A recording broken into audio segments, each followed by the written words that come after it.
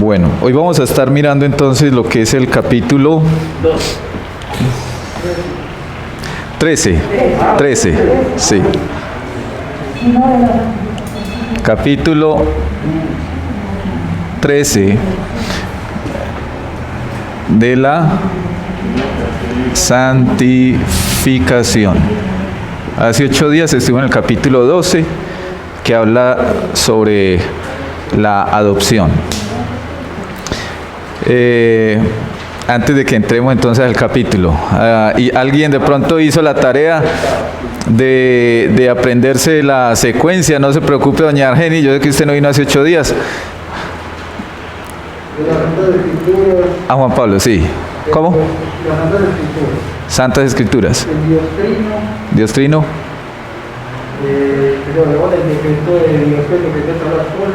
Bien, decreto. De la creación, de la divina providencia. Creación, providencia. En la providencia estaba también que el hombre caería en el pecado, la caída del hombre. Entonces, como el hombre está caído en pecado, se hace necesario que Dios nos trate por medio de antes de eso, por medio de pactos. Bien. Mediador. Podemos ir a ese mediador por mí mismo, yo puedo escoger salvarme. Entonces, ahí hablamos del libre albedrío que no tenemos. Bien. Para salvación no tenemos. Y entonces, como no podemos acudir a Él, se hace necesario que Él primero nos llame, ¿cierto? Entonces, listo, nos llama y entonces después nos justifica y también nos adopta. Y aquellos que son adoptados, entonces también son santificados, comienzan su santificación, ¿cierto? Y es precisamente lo que vamos a estar mirando en esta noche, de la santificación. Vamos entonces con el primer punto y ahí comenzamos, digamos, a describir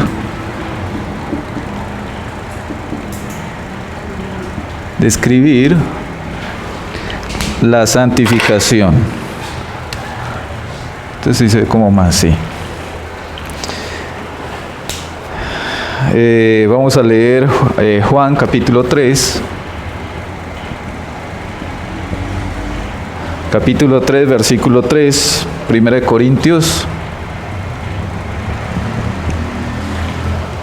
Capítulo 1, versículo 2.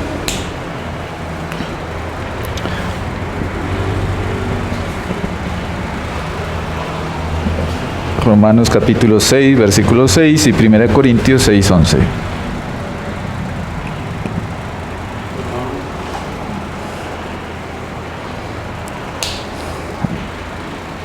Voy a leer la primera cita, que es Juan capítulo 3, versículo 3.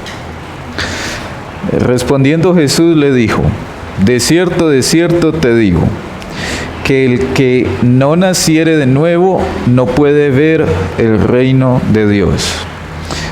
Recordamos que ahí está hablando Jesús con un fariseo, ¿no?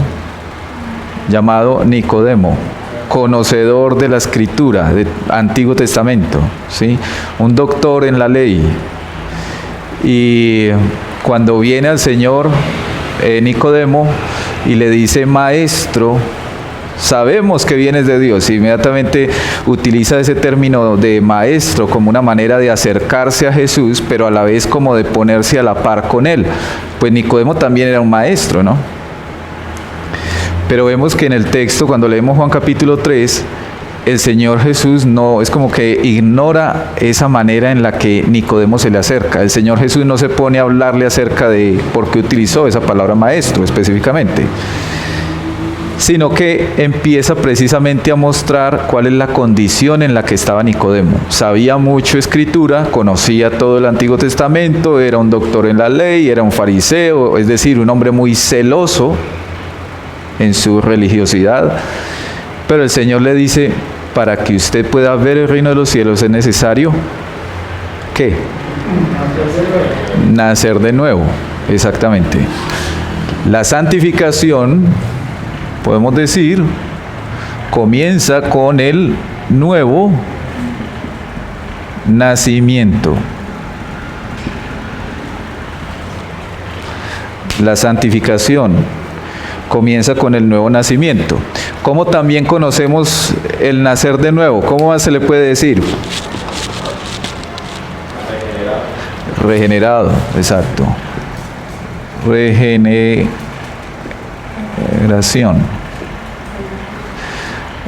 ¿Cómo más se le dice?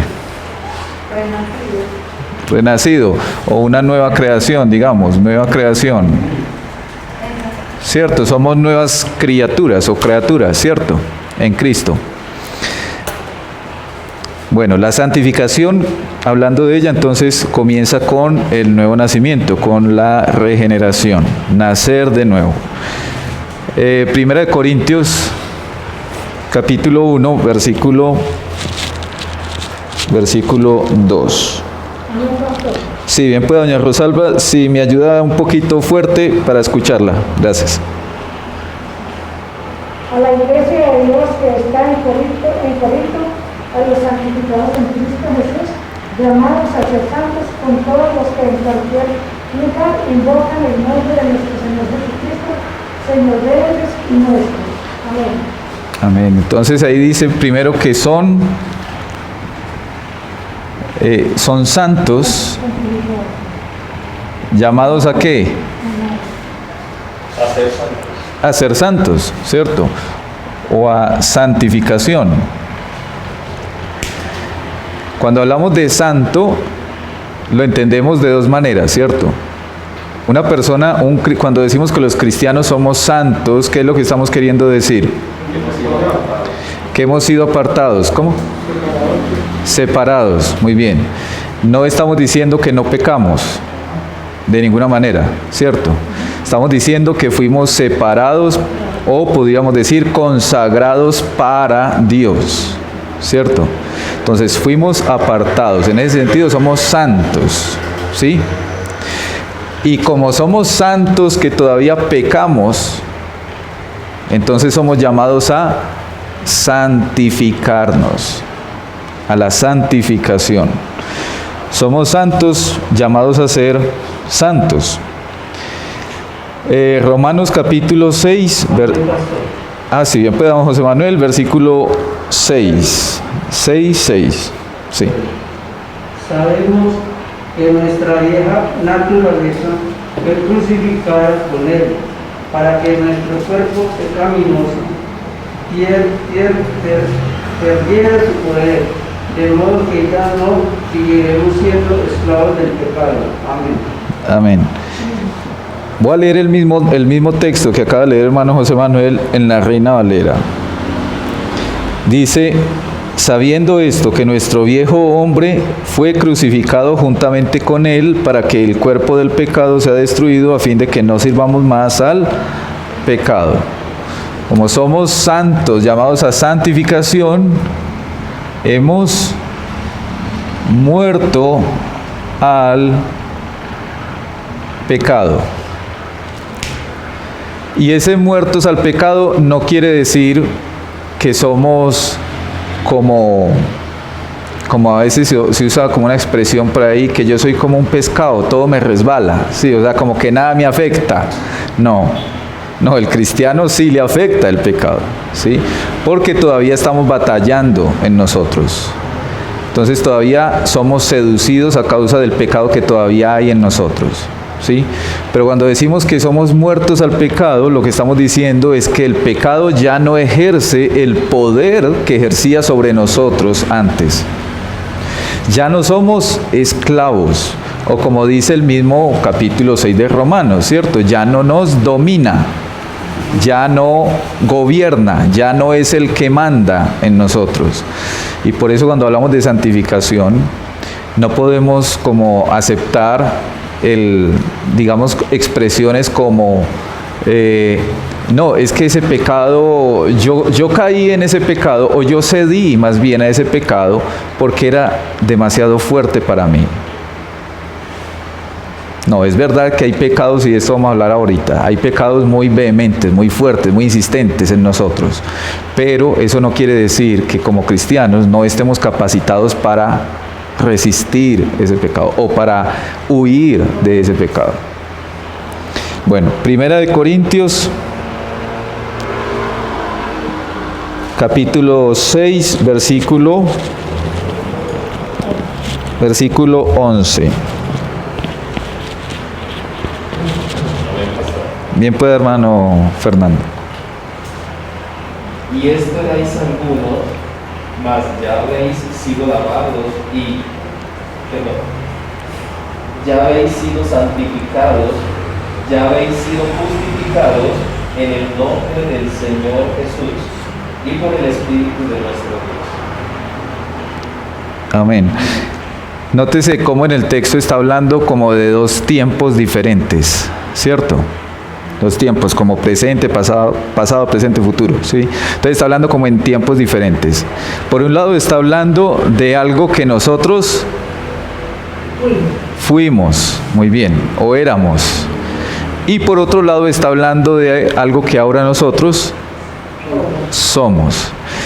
Entonces la vida del cristiano se divide en antes de Cristo y después de Cristo. ¿Sí? No somos lo mismo. ¿Sí? Bien. Por eso dice el texto, esto erais algunos, mas ya habéis sido lavados. Ya la vida es diferente. ¿Sí? Vamos a hacer la lectura del primer punto de la confesión.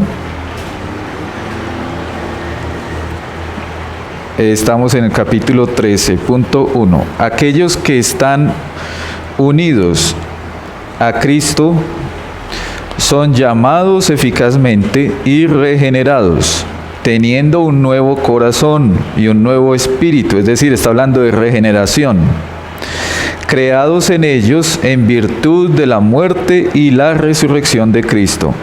Son aún más santificados de un modo real y personal, mediante la misma virtud, por su palabra y espíritu que moran en ellos.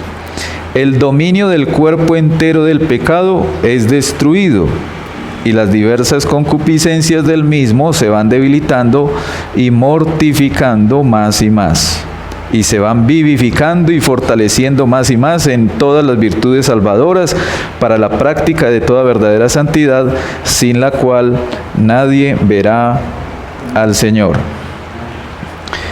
¿Cuándo comienza la santificación? En el nuevo nacimiento. Cuando hablamos, por ejemplo, de justificación, estamos hablando de un acto legal, ¿cierto? De algo instantáneo. El Señor lo declaró a usted justo, y ya delante de Él es declarado justo porque ha sido revestido de Cristo, y entonces el Padre ya no me ve a mí, sino que ve a Cristo. Y Él es justo. Entonces somos declarados justos instantáneamente. Pero cuando hablamos de la santificación, estamos hablando de que ella es progresiva,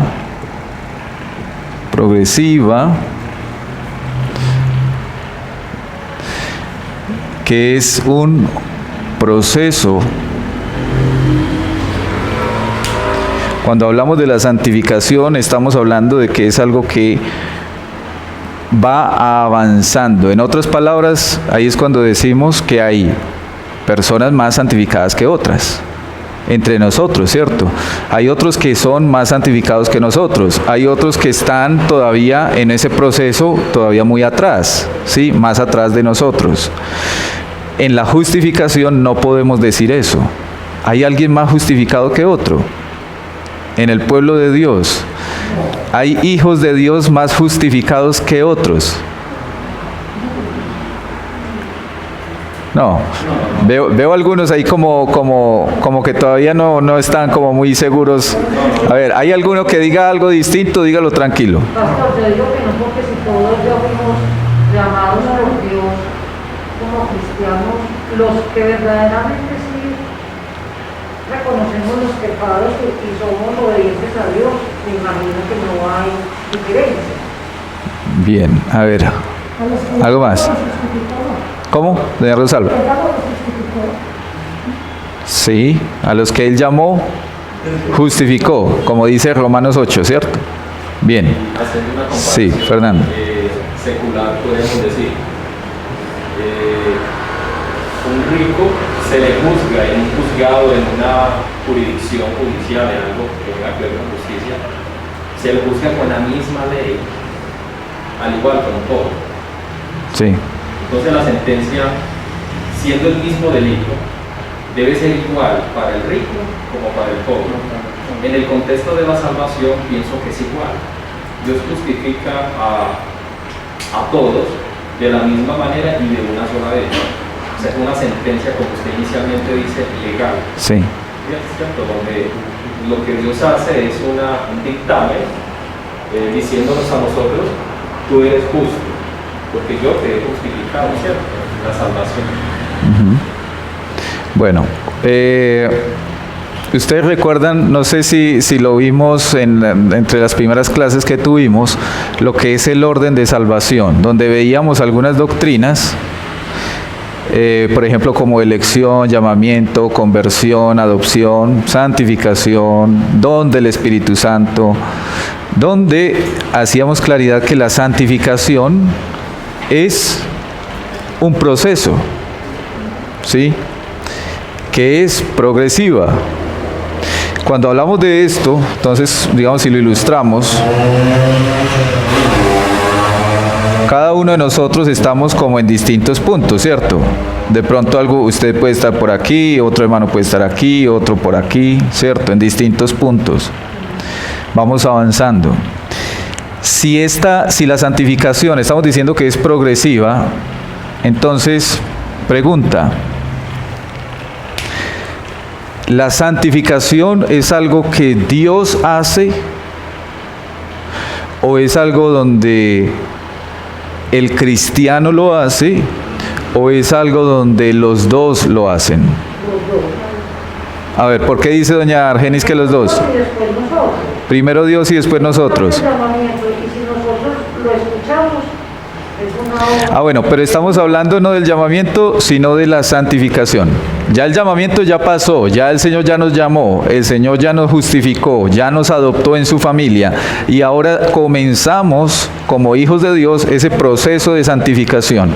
Entonces la pregunta es si ese proceso de santificación es algo que Dios hace en nosotros o es algo que nosotros hacemos o es algo donde los dos hacemos. Sí, Fernando. Pastor, yo pienso que a través de la Escritura eso está imperativo. Cuando Dios nos ha justificado a través de la fe en Jesucristo, Él nos da el Espíritu Santo, ¿cierto? Y en la Escritura vemos patrones, incluso en el Antiguo Testamento, por ejemplo en Proverbios capítulo 4, verso 18 creo. Dice que el fruto del justo es como la luz de la aurora. Parece algo alegórico, pero dice lo siguiente, que va de aumento en aumento hasta que el día es perfecto. Pienso que esto es imperativo. Luego que el Señor nos ha justificado, nos ha salvado, este crecimiento espiritual es progresivo. A la medida que el creyente entienda a través de la palabra de Dios que tenemos ese deber de todos los días tener comunión con su palabra, que es un mandamiento que incluso se lo dice el Señor a Josué, ¿cierto? Josué 1:8, primera de Pedro 2, del 1 al 2. Dice, si es que habéis gustado de la benignidad del Señor, dice que estemos todos los días deseando esa leche espiritual. Sí.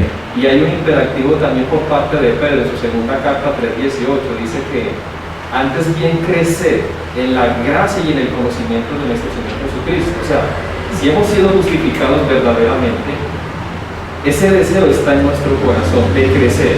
Sí.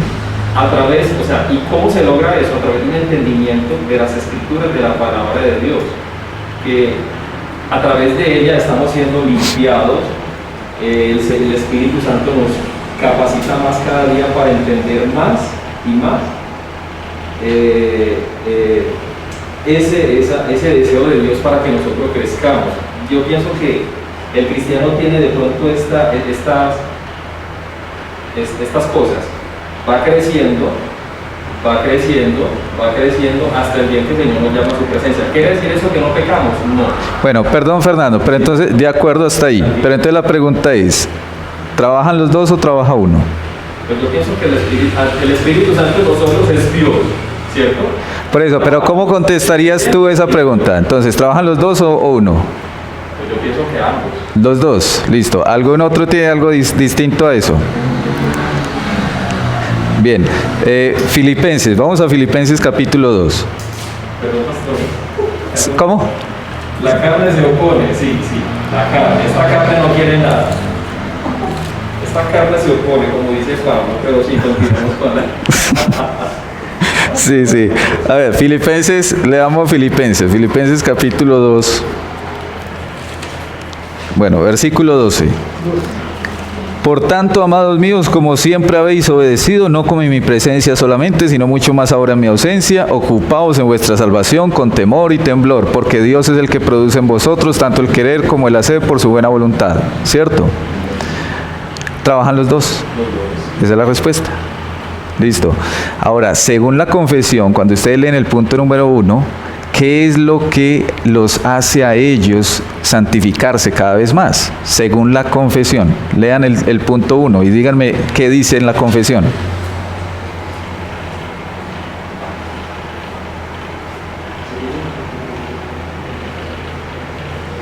Dice, después del numeral 1 pequeñito, del numerito pequeño, dice, son aún más santificados de un modo real y personal mediante la misma virtud. ¿Por qué? Por su palabra y espíritu. Porque la palabra del Señor obra con el Espíritu Santo. Y el Espíritu Santo obra con la palabra del Señor. ¿Cierto? Que no nos vaya a pasar como a veces se oye por ahí decir que es que en tal iglesia se mueve mucho el Espíritu de Dios, pero no tienen tiempo para la palabra. Bueno, allá se puede estar moviendo cualquier espíritu, menos el Espíritu de Dios, porque el Espíritu Santo de Dios se mueve con la palabra, y el Espíritu Santo no se va a negar a sí mismo diciendo, no se ocupen de mi palabra, mejor brinquemos y saltemos aquí media hora y... No. Hermanos, la santificación es un proceso que le decimos sinérgico, porque obra Dios con el creyente. ¿Sí? Trabajamos ambos. Es decir, yo no puedo simplemente decirle al Señor, Señor, santifícame en tu verdad, tu palabra es verdad, y entonces solamente hago eso. No, yo tengo que trabajar también. Y por eso ahí Pablo en Filipenses está diciendo, ocúpense en su salvación, es decir, en su santificación, con temor y temblor. Dios es el que produce en nosotros ese querer, pero soy yo el que tengo que hacer también. Primeramente Dios hace la obra en mí, pero yo tengo que hacer también en esa santificación. Cuando usted le hablan acerca de la santificación, si le preguntan, ¿usted qué tan santificado está? ¿Usted cómo pudiera contestar esa pregunta? ¿Cómo puede demostrar su santificación?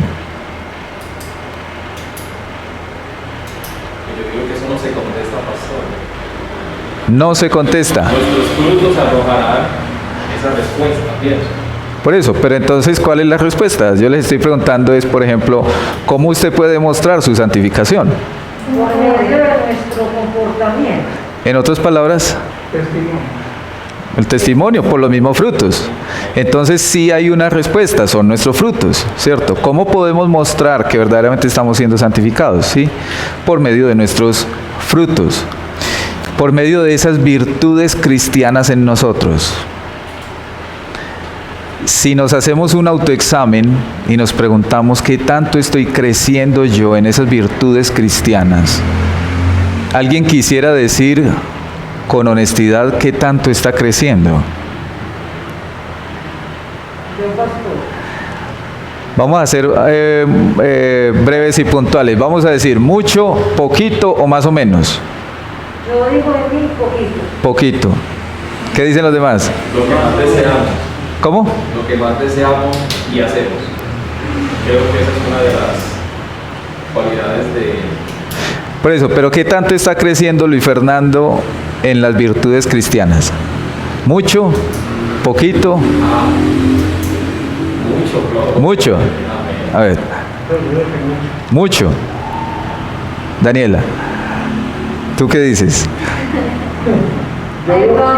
Porque yo lo que mucho, porque, bueno, es que me venía como una venta. Yo darse cuenta y de estar leyendo y... Ah, bueno, de acuerdo, perdón, voy a reformular la pregunta. Sí, porque la Estoy hablando de virtudes cristianas, no estoy hablando de conocimiento. Sí, porque conocimiento, bueno, es otra cosa. Yo estoy hablando de virtudes cristianas y entonces esos frutos que se ven de tal forma de que los demás están viendo en mí, digamos eso, si yo digo estoy creciendo poco, los demás están viendo que yo estoy creciendo poco, o si yo digo yo estoy creciendo mucho en esas virtudes cristianas, entonces los demás también deben de estar diciendo lo mismo que yo estoy diciendo, porque ellos están viendo eso, porque mi familia está viendo eso, ¿cierto? Eso es una pregunta que es muy difícil de contestar, ¿sí? Porque uno puede decir, sí, yo estoy creciendo mucho en conocimiento, claro, porque estoy estudiando mucho, estoy leyendo mucho la escritura, porque voy al seminario, porque hago esto, hago aquello otro, y entonces aprendo mucho. Pero una cosa es el conocimiento y otra cosa es la práctica. Esas virtudes que se ven, ¿sí? Esa manera en la cual el Señor está orando en nuestro corazón y nos está transformando y nos está cambiando. Esa es una pregunta que cada uno de nosotros debemos de hacernos continuamente.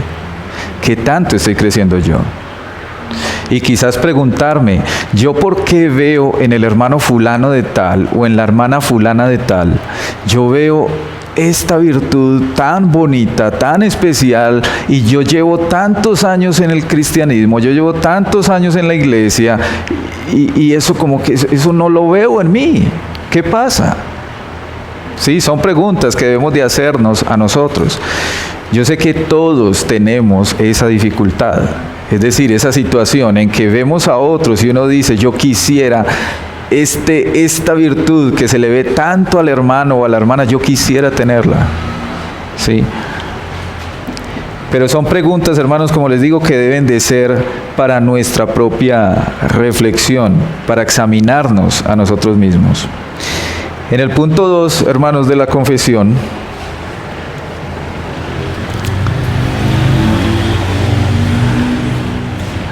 hablamos de un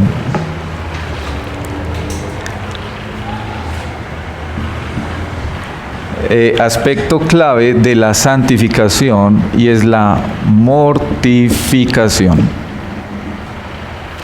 Por supuesto, mortificación del pecado. ¿Qué es mortificar? Es hacer morir, ¿cierto? Hacer morir el pecado. Gálatas 5, 17.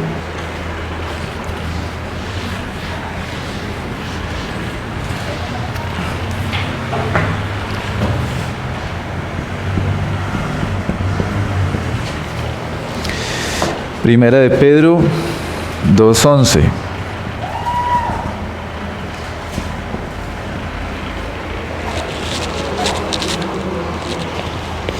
Vamos a leer Gálatas. Bien, peda Juan Pablo, sí. Fuerte, un poquito fuerte, por favor, sí. Porque el deseo de la carne es contra el espíritu, y el del espíritu es contra la carne, y estos se oponen entre sí, para que no hagáis lo que quisierais. Amén. Estamos hablando de una lucha, ¿cierto? Espíritu versus carne. Dice que el espíritu se opone a los deseos de la carne. Y los deseos de la carne se oponen al espíritu. Entonces está hablando el texto de una... Una lucha entre el espíritu y la carne. Y es una lucha que va a estar ahí por siempre, hasta el día en que seamos glorificados. Y a veces uno piensa como que no, pero es que el hermano fulano de tal, que ya lleva tantos años, ¿cierto?, en el cristianismo como creyente, que ha tenido un buen testimonio, que quizás ya está muy anciano, no, él ya eso ya no debe de tener esto. Puede uno llegar a pensar, ¿cierto? Pero la verdad es que no importa quién, no importa la edad, no importa si es joven o si es viejo, no importa si es el pastor de la iglesia o es el hermanito primíparo recién convertido que llegó, no importa. Todos tenemos una lucha irreconciliable entre el espíritu y la carne y el espíritu. Se oponen entre sí todo el tiempo. Primera de Pedro, capítulo 2, versículo 11. Bien pueda, doña Rosalba. Adelante. Fuerte, por favor. Como extranjeros y peregrinos, que os abstengáis de los deseos carnales que batallan contra el alma. ¿Contra qué batallan los deseos de la carne? Contra el alma. Si los deseos carnales solamente hicieran, digamos, su daño a nuestro cuerpo, bueno, eso sería, digámoslo así, un daño menos malo, poco menor, digámoslo así. Pero el caso es que la carne batalla contra el alma. Por eso vemos como esa necedad del hombre rico que el Señor Jesús contó, que guardaba y acumulaba riqueza, bienes materiales. Y luego, ¿qué hizo el hombre rico cuando ya tenía muchos graneros, bodegas llenas de riqueza, digamos? ¿Qué hizo? ¿Qué dijo? ¿Cómo? Janet. Janet, sí. Arma muchos bienes tienes para mucho tiempo. Ahora come, bebe y reposa. Exactamente. Dijo alma.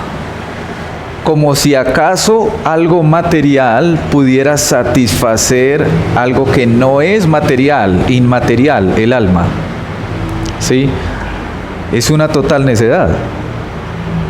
Y es también para nosotros una total necedad llegar a pensar que el pecado o la seducción del mundo o de nuestra propia carne solamente va a afectar nuestro cuerpo.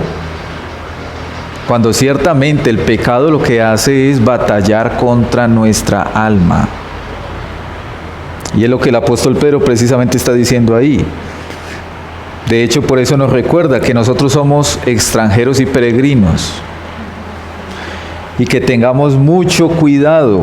Dice ahí, que os abstengáis de los deseos carnales porque ellos batallan es contra el alma. Voy a leer el punto número 2. Esta santificación se efectúa en el hombre en su totalidad, aunque es incompleta en esta vida. Todavía quedan algunos remanentes de corrupción en cada parte, de donde surge una continua e irreconciliable guerra. La carne lucha contra el espíritu y el espíritu contra la carne. Leamos Romanos capítulo 13, versículo 14. Bien pueda, don José Manuel. Romanos 13, versículo 14. Más bien, restante ustedes del Señor Jesucristo, y no se preocupen por satisfacer los deseos de la naturaleza pecaminosa. Amén. Está diciendo el apóstol Pablo que seamos vestidos del Señor Jesucristo y no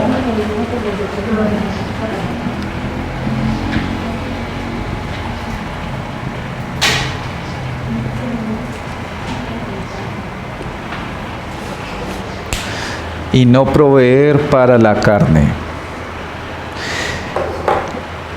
Cuando nosotros, como cristianos santos llamados a santificarnos, proveemos para la carne. ¿Cuándo cree usted, hermano? Cuando dejamos de orar, pues dejamos de congregar. ¿Cómo? Cuando dejamos de orar, Dejamos de orar. de congregarnos, de leer su palabra, de tener la comunión con los hermanos, de que nos exhorten. Ahí estamos haciendo fuerzas de alguna manera, menguando para que la carne sea la fuerza. Muy bien. ¿Alguien quiere compartirnos algún momento en el cual usted cree que ha provisto para la carne? Fernando. Tomando consecutivamente lo que el hermano dijo que es el principio Sí. para dar pie a esa caída. La Escritura también nos da a entender de que todo nos es lícito hacer, ¿sí? Todo nos es lícito hacer, pero bajo ese conocimiento de que hay cosas que yo sé, que yo no puedo ver, que no puedo hacer, que son proveer recursos para que mi carne se vea involucrada, cosas pecaminosas obviamente. Bien. Ese es el momento en que una persona provee a la carne, ¿cierto? Cuando tenemos, inicialmente, dejamos de orar, dejamos de tener comunión con el Señor a través de la oración y su palabra. Son Bien. principios básicos. Sí. Y a partir de ahí damos esa provisión. Bien. O- La televisión, televisión, la música que uno puede la música que a veces escucho. el programa de radio, Bien. el celular, Bien. conversaciones que realmente no tienen nada. Conversaciones impropias, digamos. Lo decía el pastor Jaime, el devocional, si no estoy mal, el hasta uno reírse y participar de ciertos chistes. Sí, sí. No había sentido Bien. malintencionado. Y muchos ejemplos más pastor. Bien. Hay muchos ejemplos. Yo sé que si voy a un lugar, voy a ser seducido a pecar. Y yo me voy para allá. Estoy proveyendo. Yo sé que si voy y visito a una X o Y persona o a un familiar, allá me van a proponer ciertas cosas que son pecaminosas y sin embargo me voy para allá. ¿Cierto? Yo estoy proveyendo. Y por eso el apóstol Pablo nos está diciendo no provean, porque nosotros, aunque somos santos, llamados a ser santificados, a causa del pecado que todavía mora en nosotros, ciertamente muchas veces proveemos nosotros mismos para el pecado. Proveemos el momento, la ocasión, las personas, el lugar, el espacio, ¿sí? Que el Señor nos ayude en eso. Santiago capítulo 4, versículo 7.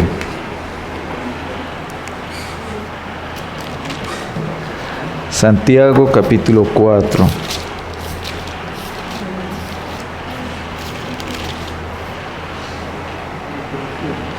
Someteos pues a Dios, resistid al diablo y huirá de vosotros. Y ya sabemos que ese huirá de nosotros no quiere decir que no va a seguir tentando, ¿cierto? Él va a seguir tentando.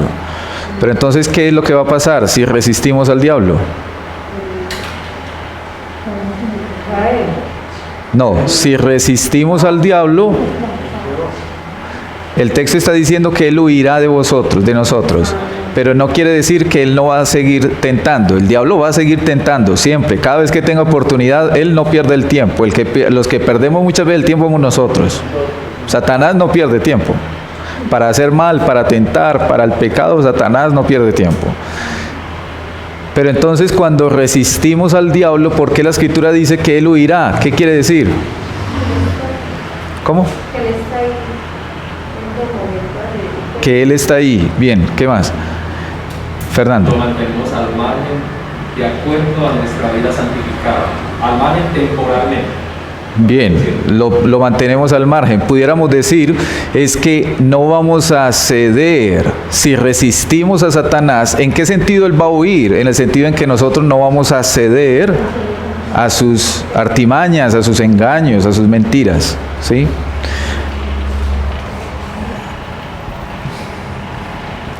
Resistir. 4 dice, no deis lugar al diablo, bajo otro contexto. Sí, así es. Hablando de por ejemplo, de la ira, ¿no?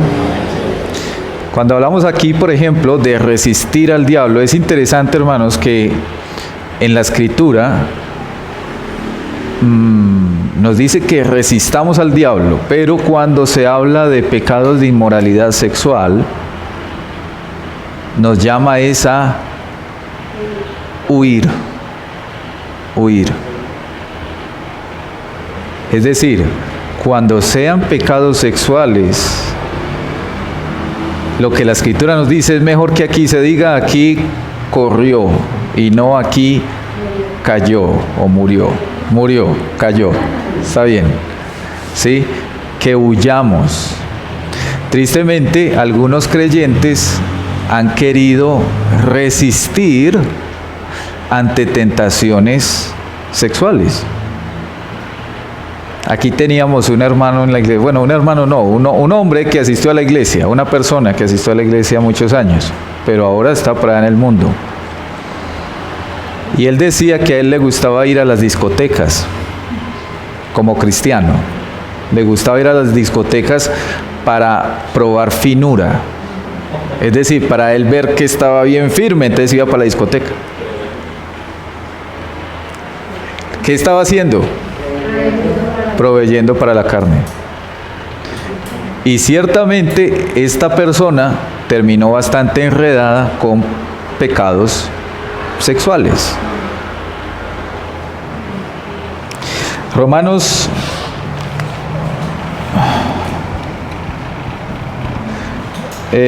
capítulo 8, versículos 12 y 13.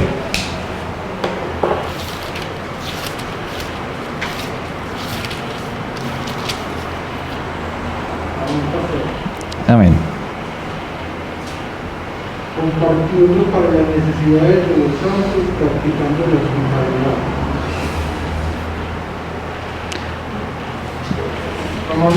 8, es que aquí me equivoqué, sí. 8, 12 y 13. Tranquilo, no, es que lo había puesto mal al principio. Romanos 8. Sí. Así que hermanos, deudores somos no a la carne, para que vivamos conforme a la carne. Porque si vivís conforme a la carne, moriréis, mas si por el Espíritu hacéis morir las obras de la carne, viviréis. Es decir, que debemos de persistir contra el pecado. Persistir contra el pecado. Dice ahí, porque si vivís conforme a la carne moriréis, mas si por el Espíritu hacéis morir las obras de la carne, viviréis. Mortificar el pecado es hacer morir el pecado en nosotros. Entonces estamos diciendo no proveer para el pecado, no proveer para la carne, resistir al diablo y persistir en esa lucha, que ya sabemos que es una lucha permanente mientras que no seamos glorificados, ¿sí? Cuando seamos glorificados vamos a ser libres de esto, pero por ahora tenemos que estar luchando. ¿Cómo podemos evaluar si estamos o no mortificando el pecado? ¿Cómo podemos evaluar si estamos verdaderamente mortificando el pecado en nosotros? 3 cosas.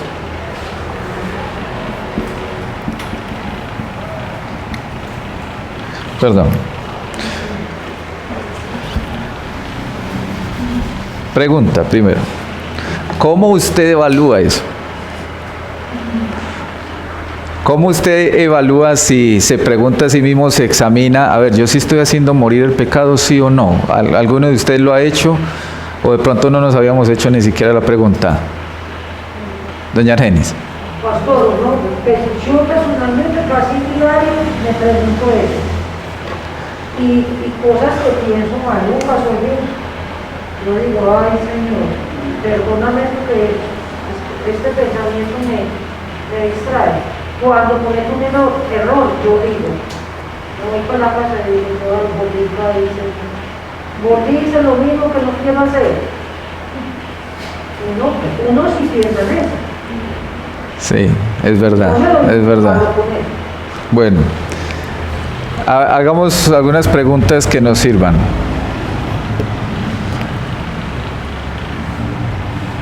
Después de caer en un pecado, después de ceder más bien a algún pecado, la pregunta es esta: ¿cuánto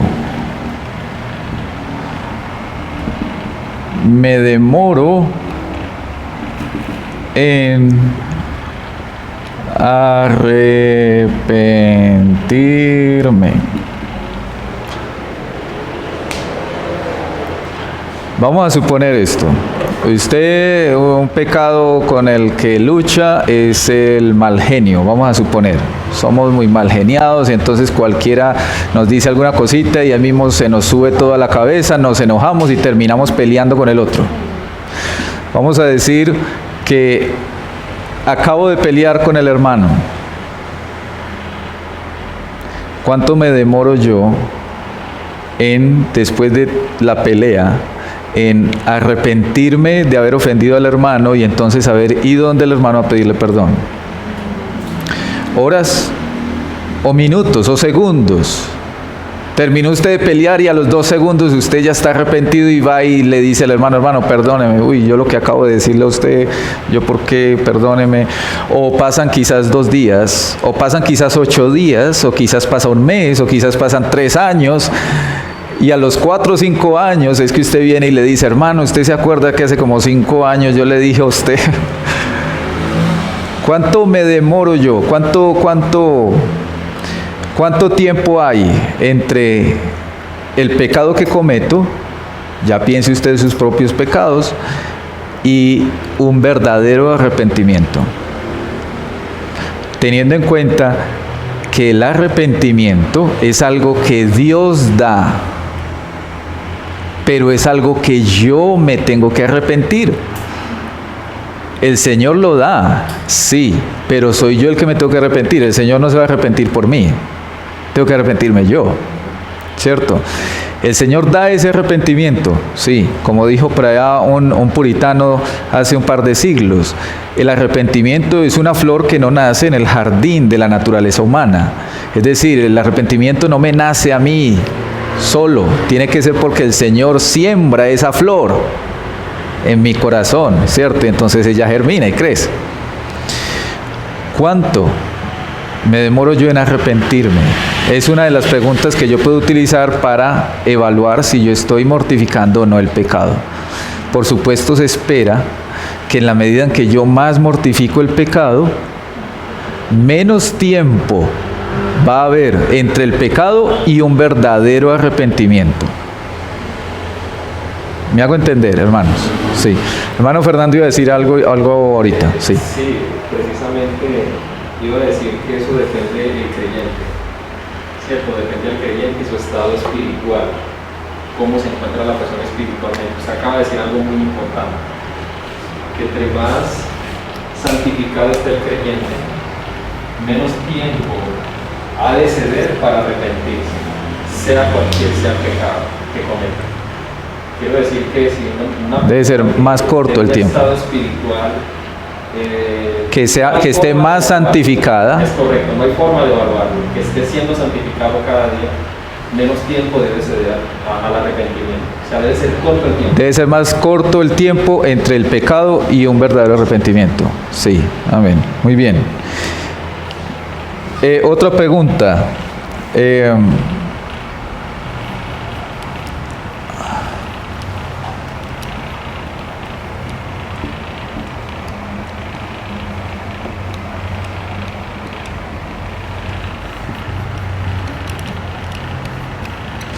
¿Ha disminuido la intensidad del pecado?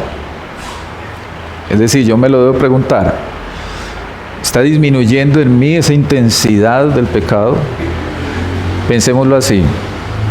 Hay pecados muy vehementes, muy insistentes, en nosotros. Y cada uno, hermanos, podemos estar ahí pensando individualmente, cada quien con el Señor, porque el Señor lo conoce a usted y me conoce a mí, y sabe cuáles son los pecados más insistentes en nosotros, ¿cierto?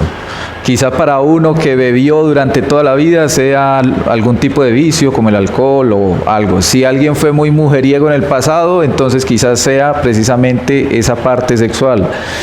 Para el otro que fue un ladrón, seguramente va a ser el robar. Bueno, y cosas así por el estilo. ¿Qué tan intenso es el pecado en la medida en que usted va avanzando en su proceso de santificación? ¿Está mermando esa intensidad? Vamos a suponerlo así, que el pecado más insistente en su vida sea, menciónenme un pecado. ¿Cómo? El enojo. Entonces, el pecado más insistente en mi vida es que yo me enojo por cualquier cosa y termino peleando con todo el mundo. Antes, vamos a decirlo así, antes yo me enojaba 20 veces al día. Hoy me estoy enojando solo 10, o quizás solo 5, o si mucho una vez. O en vez de disminuir, eso está antes aumentando. Y ya no me enojo 20 veces al día, sino que me enojo hasta 25 y 30 veces al día. ¿Sí? Lo estoy colocando en esa forma para que entendamos como el ejercicio, ¿sí? Cada uno de nosotros conoce, y el Señor lo sabe, cuáles son esos pecados. Entonces usted se pregunta, bueno, ¿esto está mermando en mí? ¿Estoy siendo menos seducido a esto? Antes me seducía casi todos los días, ahora solamente por ahí cada una vez al mes. Preguntarnos eso.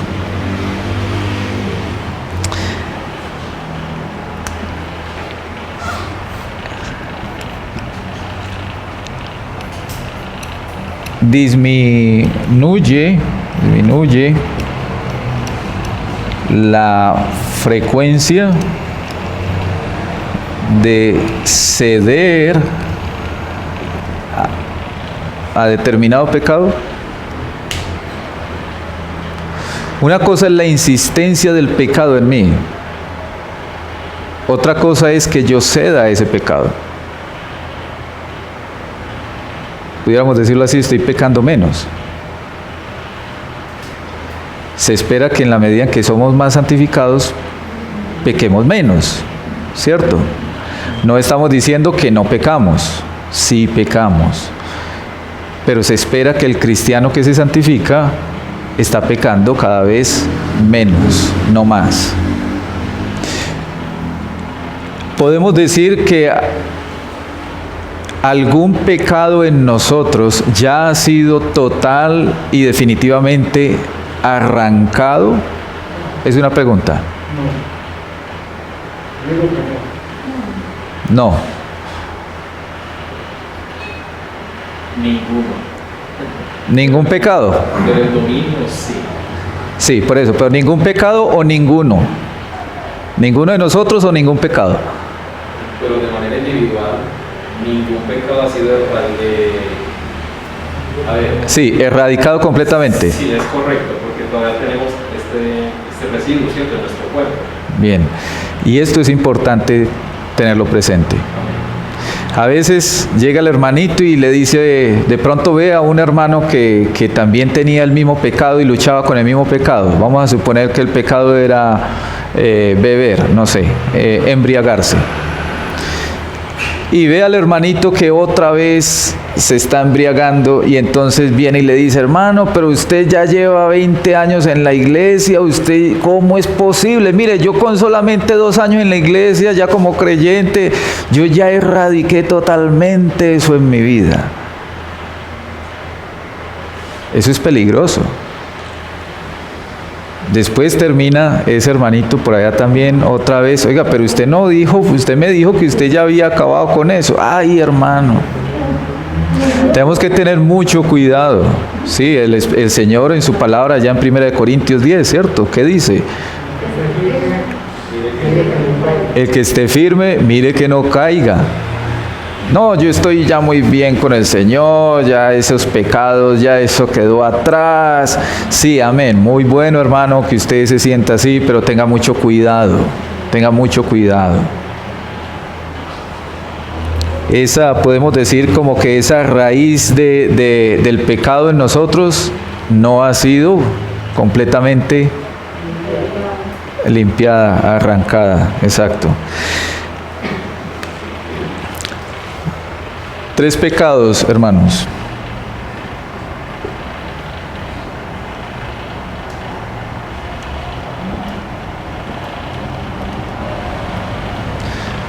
Mundanalidad. 3 pecados que hay en nosotros. Es lo que estoy tratando de decir. Mundanalidad. ¿Ustedes creen que todavía hay mundanalidad en nosotros? En usted y en mí. Yo creo que sí. Por supuesto, se espera que en una menor medida, ¿cierto? Cada vez más, pero todavía hay muchas cosas del mundo que nos jalan. Y no necesariamente tenemos que hablar de pecados escandalosos y de vivir por allá en desórdenes y cosas. No, puede ser cosas muy sutiles, porque la verdad es que Satanás sabe tentar. Y él no tienta con, digamos, grandes banquetes, sino con pequeños bocadillos del mundo, cositas chiquitas, que uno dice, no, pues eso no vale la pena, ¿cierto? Y de pronto yo comienzo a escuchar determinada música que yo escuchaba cuando estaba en el mundo, y entonces con una cancioncita que no, es que yo hoy quise escuchar una cancioncita que me recordó tal cosa cuando yo vivía en el mundo. Claro, y por ahí empieza, y por ahí se va yendo, ¿cierto? Satanás le ofrece a uno pequeños bocadillos, pasabocas, cositas pequeñitas del mundo, y por medio de esas va arrastrando a muchos a cometer grandes pecados. Entonces todavía hay en nosotros mundanalidad en el sentido en que todavía muchas cosas del mundo nos atraen, nos llaman la atención. Otro pecado que muchas veces decimos, pero ese yo no, ese el otro, yo no.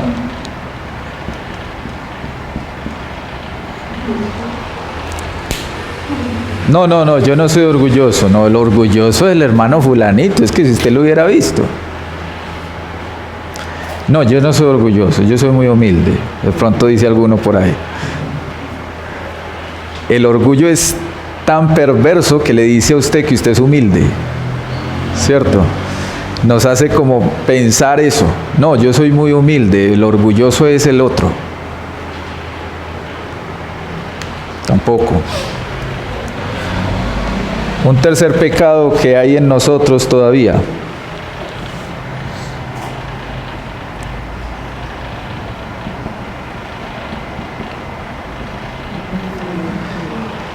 Incredulidad.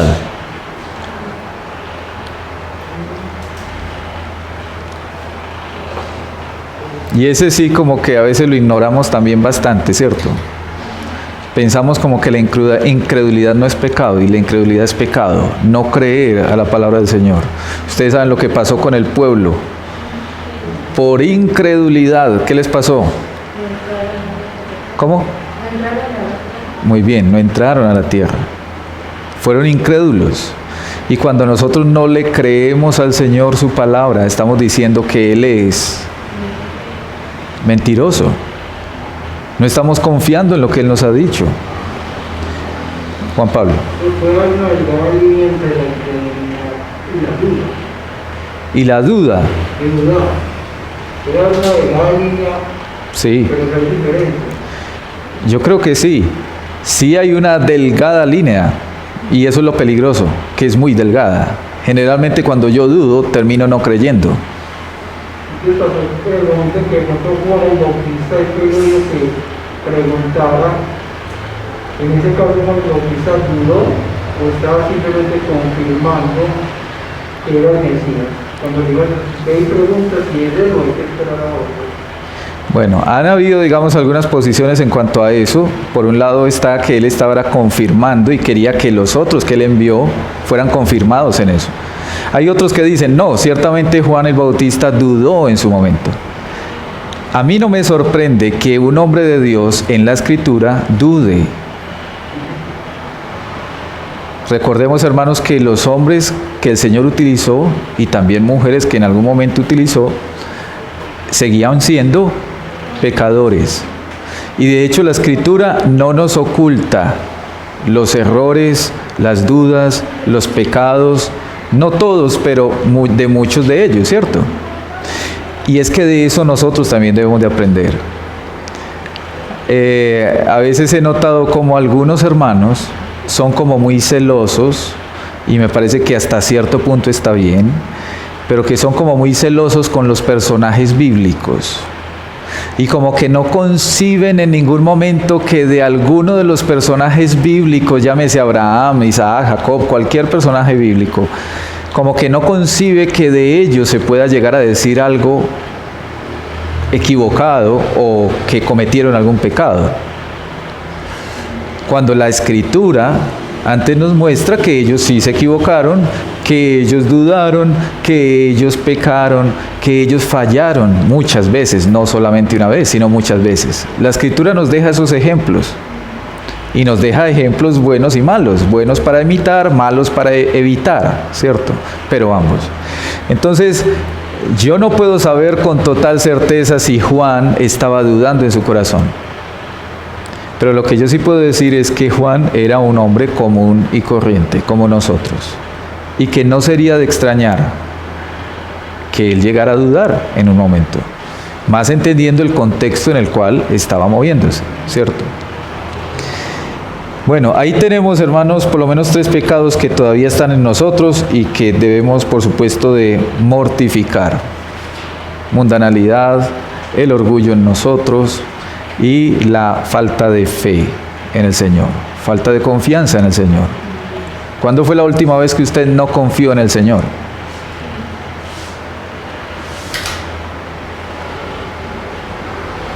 ¿Cuándo fue la última vez que usted fue incrédulo? Yo no sé cómo fue su día, hermano. Yo no sé hoy viernes, cómo fue su día en el trabajo, en la casa donde estuvo. Pues usted tampoco conoce el día mío. Pero yo creo que, sin temor a equivocarme, por lo menos no mucho, yo creo que la última vez fue hoy. Tanto la suya como la mía. Si uno se pone a examinar el día, se pone a pensar en todo lo que pensó, en todo lo que dijo, en todos los lugares donde fue, en todo lo que hizo, etcétera, etcétera, usted se va a dar cuenta que en algún momento hubo también incredulidad en nosotros. No confiamos en el Señor de alguna manera. Entonces son pecados que debemos de trabajar en nosotros, hacer morir, como dice ahí la Escritura. En el punto 3 de la confesión, en el punto 3,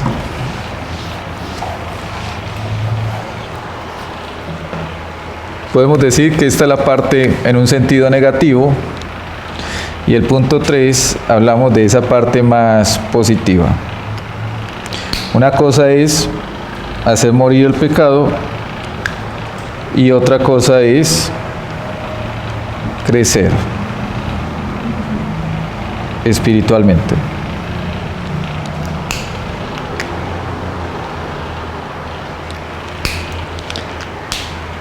Tenemos que hacer morir, por un lado, el pecado, pero por otro lado, crecer, ¿cierto? Ambas cosas, hacer ambas cosas. Segundo de Corintios capítulo 3, versículo 18.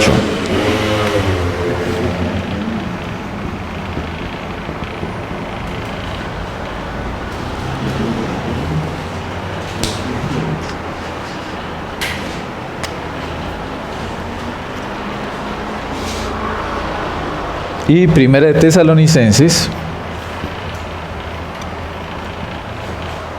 5,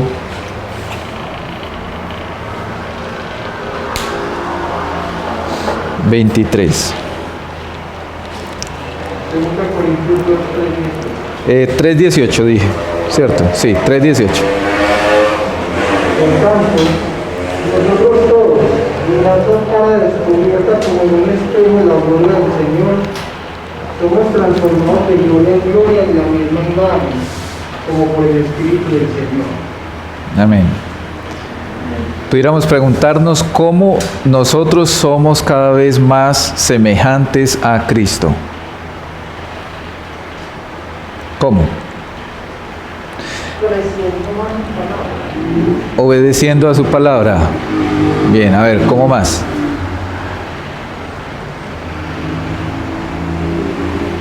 Si yo quiero parecerme mucho a una persona, ¿qué necesito tener con esa persona? Imitarlo. Bien. Comunión. Muy bien. Comunión.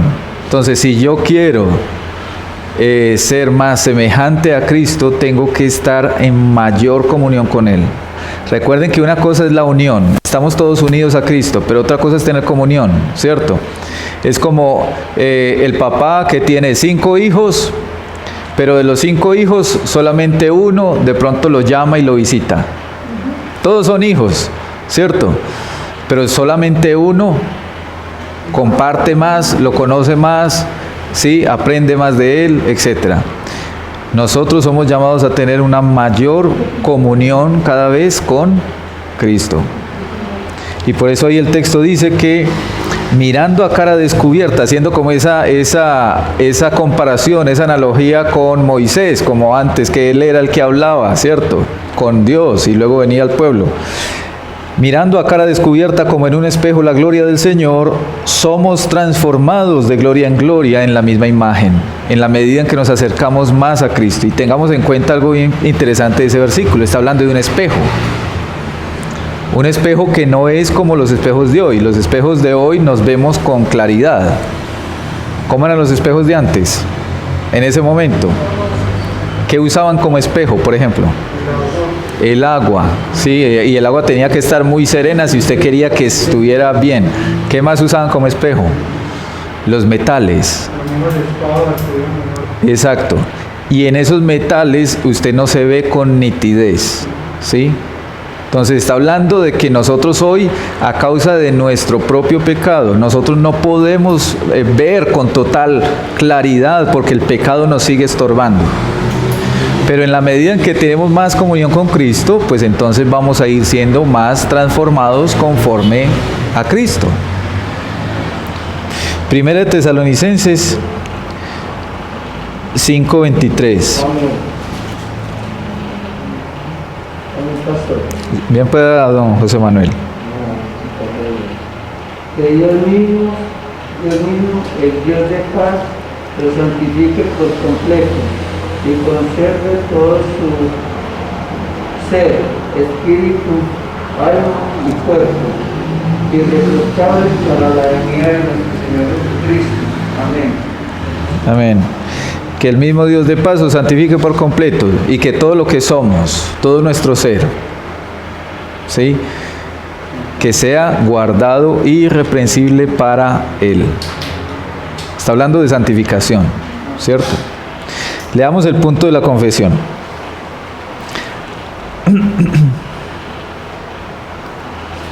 En dicha guerra entre el espíritu y la carne, aunque la corrupción que aún queda prevalezca mucho por algún tiempo, la parte regenerada triunfa a través de la continua provisión de fuerzas por parte del Espíritu Santificador de Cristo. Y así los santos crecen en la gracia, perfeccionando la santidad en el temor de Dios, prosiguiendo una vida celestial en obediencia evangélica a todos los mandatos que Cristo, como cabeza y Rey, les ha prescrito en su palabra. Notamos como la confesión de fe ahí está también enfatizando lo que es la obra del Espíritu Santo en nosotros. Fruto del Espíritu Santo es... ¿Cómo? Paz, mansedumbre, templanza. Dominio propio es templanza. Entonces, amor, gozo, paz, paciencia, benignidad, bondad, fe, mansedumbre, templanza. Es decir, que ese fruto, porque es un solo fruto, ¿no? Ese solo fruto debe de estar en todos nosotros. Y no es como evaluarnos a ver, no, sí, en mí sí hay mucho amor, pero paciencia, o en mí hay mucha paciencia, pero templanza o dominio propio, no. ¿A ustedes les pasa eso? Yo creo que a todos nos pasa eso. Lo importante es que, aunque no esté en las mismas proporciones, sí debe de estar. Porque eso es fruto del Espíritu Santo. Es decir, si yo digo, no, sí, yo tengo mucho amor, pero yo no soy paciente, entonces tengo que evaluar, a ver qué es lo que está pasando.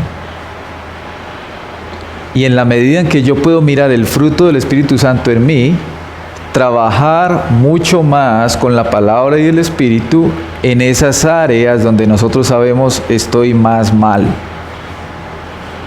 Porque todo tenemos que tenerlo. El fruto del Espíritu Santo está presente en todos los cristianos. Ustedes saben que algunas congregaciones hablan, por ejemplo, de un segundo bautismo del Espíritu Santo. ¿Cierto? Nosotros no creemos eso.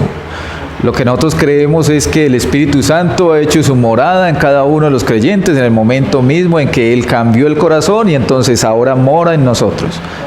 Y Él está ahí y va con nosotros todo el tiempo, ¿sí?